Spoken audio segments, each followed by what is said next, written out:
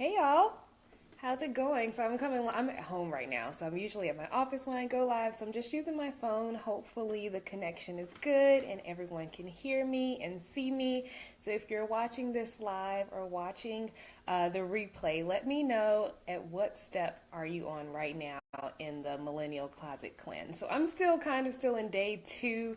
I've taken everything out of my closet. I'm in the process of figuring out what I'm keeping, what I'm going to donate and throw away. I have a lot of laundry that I still need to do, so I have to finish up the laundry.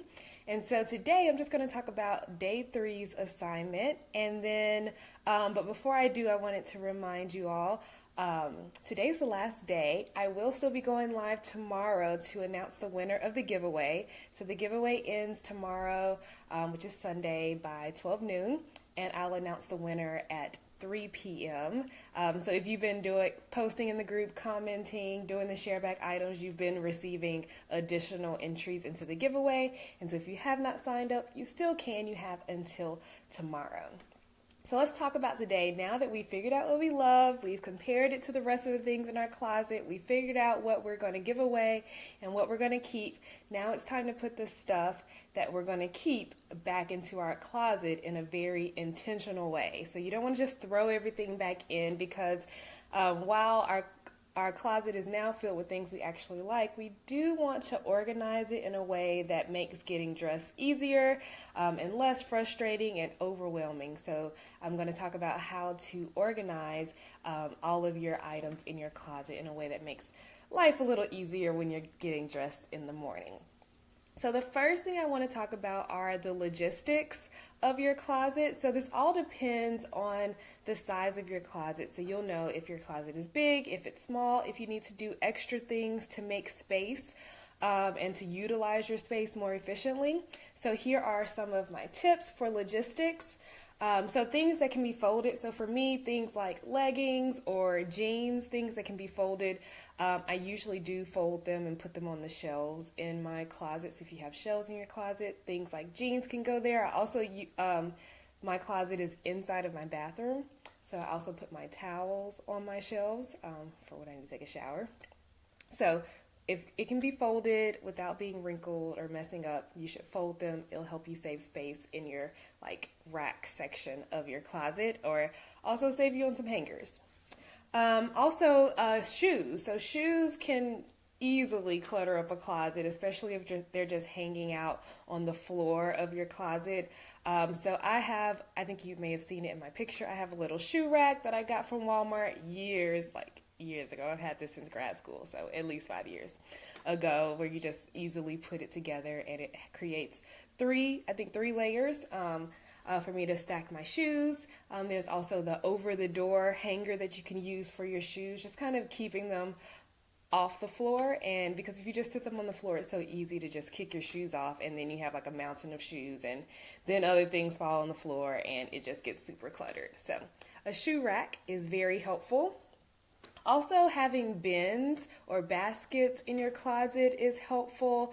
So I like to keep things like scarves or my swimsuits or belts, things like that could go in your drawers. Maybe your drawers are full. I like to put those in my closet and just use little bins. So the little decorative bins, or maybe a wicker basket or plastic bins. That also helps too.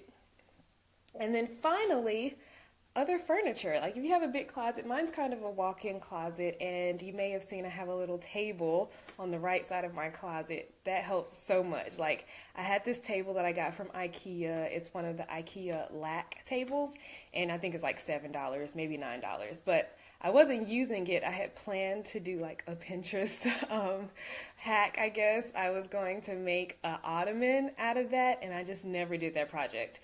So I now use that table in my closet, and it's so great because it creates another 2 layers in my closet for me to store things. So I have the tabletop, so I can put things on top of the table, and I also have the underneath part. So I also put shoes because I have more shoes than fills that rack. I also put my shoes, or you could slide a bin under the table and just have a whole nother layer of things. So adding like a little table in your closet can also be helpful. So those are the logistics, trying to maybe add new layers or save some hanging space in your closet. All right, the second thing I want to talk about is how you're going to store your off-season items, so like winter versus spring. So maybe you don't need to have all of your clothes in your closet at the same time. Can you store away your off-season items? I actually have a whole other closet in a different room where I put my off-season items so they don't clutter up my closet. And then third, the most important thing is how to actually organize your clothes when you hang them back up in your closet. And so I definitely fell into the trap when I was in grad school. I was like, okay, I'm going to be super organized. I'm going to organize my clothes by color. It's going to be so great when I want to wear black. I know where all the black things are. If I want to wear stripes, I know where all the striped things are. And that actually is not as helpful as it could be. What's actually a little more intuitive when you're getting dressed in the morning is to organize your clothes by item. So all of my work shirts, I'm going to put those in the same place. All of my camis, those are going to be together. All of my skirts will be together. And so that way when you're getting dressed and you're like, oh man, this shirt's pretty low cut, I need something to go under it, you just go to the cami section and you can choose a camisole or a tank top to put under your shirt. You know exactly where each type of thing. And so that's typically what you look for when you're getting dressed. What kind of things go best? And so you can rationalize, oh, well, this type of shirt goes best with this skirt. So you go to that section of your closet. All right, so that's the first layer, I would say, of organization. Organizing your clothes by item type. And then the second layer would be, you can do like hem length, so like longer shirts of that section can go together versus shorter shirts. So once you've organized by type, then you can kind of figure out how long things are and can put them in that kind of order. And if you still want to do color, the third level of organization would be to then do it by color. So sticking with my cami example, so if I have a bunch of tanks and camisoles, I would put them all in the same section, and then I would organize them from shortest to longest or longest to shortest.